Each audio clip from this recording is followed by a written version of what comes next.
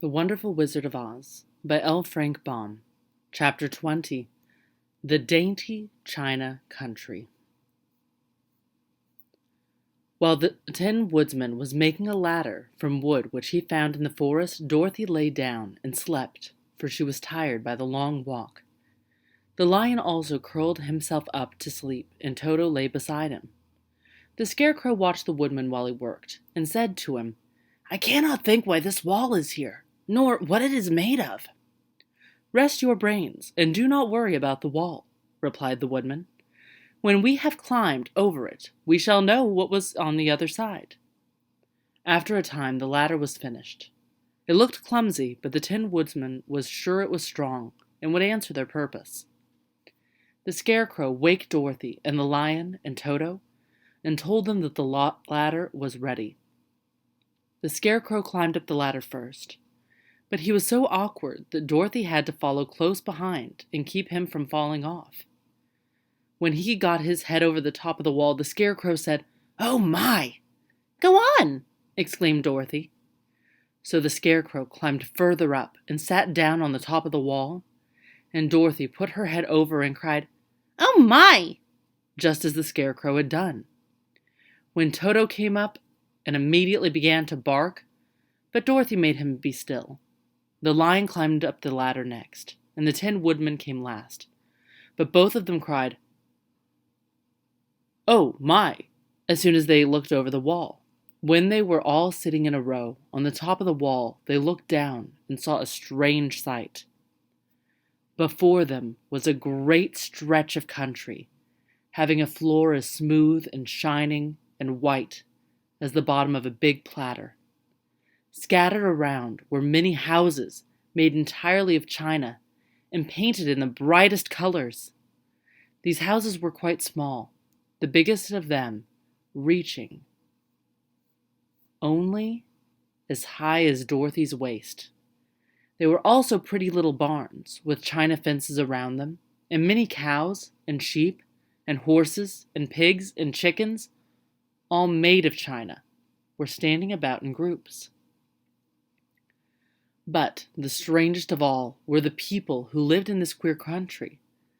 There were milkmaids and shepherdesses with bright-colored bodices and golden spots all over their gowns, and princesses with most gorgeous frocks of silver and gold and purple, and shepherds dressed in knee breeches with pink and yellow and blue stripes down them, and gold buckles on their shoes, and princes with jeweled crowns upon their heads, wearing ermine robes and satin doublets, and funny clowns in ruffled gowns with round red spots upon their cheeks and tall pointed caps. And, strangest of all, these people were all made of china, even to their clothes, and were so small that the tallest of them was no higher than Dorothy's knee. No one did so much as look at the travelers at first, except one little purple china dog with an extra large head, which came to the wall and barked at them in a tiny voice, afterwards running away again. "How shall we get down?" asked Dorothy. They found the ladder so heavy they could not pull it up. So the Scarecrow fell off the wall, and the others jumped down upon him, so that the hard floor would not hurt their feet. Of course, they took pains not to light on his head and get the pins in their feet. When all were safely down, they picked up the Scarecrow, whose body was quite flattened out, and patted his straw into shape again. "We must cross this strange place in order to get to the other side," said Dorothy, "for it would be unwise for us to go any other way except due south." They began walking through the country of the China people, and the first thing they came to was a China milkmaid milking a China cow. As they drew near, the cow suddenly gave a kick and kicked over the stool, the pail, and even the milkmaid herself, all falling on the china ground with a great clatter. Dorothy was shocked to see that the cow had broken her leg short off, and that the pail was lying in several small pieces, while the poor milkmaid had a nick in her left elbow. "There!" cried the milkmaid angrily. See what you have done. My cow has broken her leg, and I must take her to the mender's shop and have it glued on again. What do you mean by coming here and frightening my cow?" "I'm very sorry," returned Dorothy. "Please forgive us." But the pretty milkmaid was much too vexed to make any answer. She picked up the leg sulkily and led her cow away, the poor animal limping on 3 legs. As she left them, the milkmaid cast many reproachful glances over her shoulder at the clumsy strangers, holding her nicked elbow close to her side.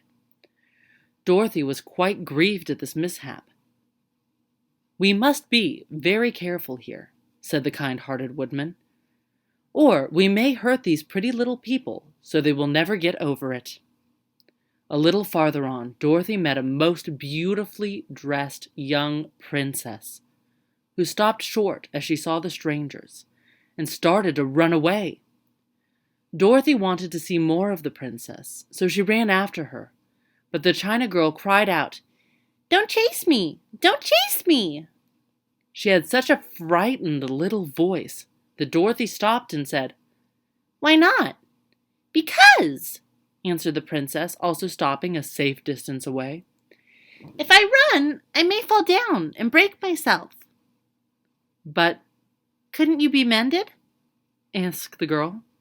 "Oh, yes, but one is never so pretty after being mended, you know," replied the princess. "I suppose not," said Dorothy. "Now there is Mr. Joker, one of our clowns," continued the China lady, "who is always trying to stand upon his head. He has broken himself so often that he is mended in 100 places and doesn't look at all pretty. Here he comes now, so you can see for yourself." Indeed, a jolly little clown now came walking toward them, and Dorothy could see that in spite of his pretty clothes of red and yellow and green, he was completely covered with cracks, running every which way and showing plainly that he had been mended in many places. The clown put his hands in his pockets, and after puffing out his cheeks and nodding his head at them saucily, he said, "My fair lady, why do you stare at poor old Mr. Joker? You're quite as stiff and prim as if you'd eaten up a poker." "Be quiet, sir," said the princess. "Can't you see these are strangers and should be treated with respect?" "Well, that's respect I expect," declared the clown, and immediately stood upon his head. "Don't mind Mr. Joker," said the princess to Dorothy. "He is considerably cracked in his head, and that makes him foolish." "Oh, I don't mind him a bit," said Dorothy. "But you are so beautiful," she continued, "that I am sure I could love you dearly. Won't you let me carry you back to Kansas and stand you on Aunt Em's mantel shelf? I should carry you in my basket." "That would make me very unhappy," answered the China princess. "You see, here in our country we live contentedly, and can talk and move around as we please, but whenever any of us are taken away, our joints at once stiffen, and we can only stand straight and look pretty. Of course, that is all that is expected of us when we are on mantel shelves and cabinets and drawing-room tables. But our lives are much pleasanter here in our own country." "I would not make you unhappy for all the world," exclaimed Dorothy, "so I'll just say goodbye." "Goodbye," replied the princess.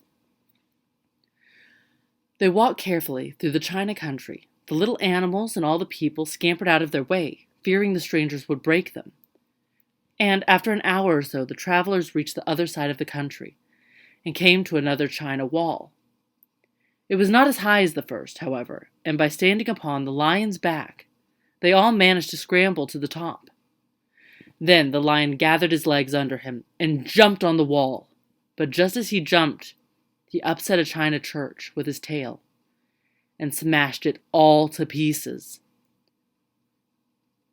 "That was too bad," said Dorothy. "But really, I think we were lucky in not doing these little people more harm than breaking a cow's leg in a church. They're all so brittle." "They are indeed," said the Scarecrow, "and I am thankful I am made of straw and cannot be easily damaged. There are worse things in the world than being a scarecrow."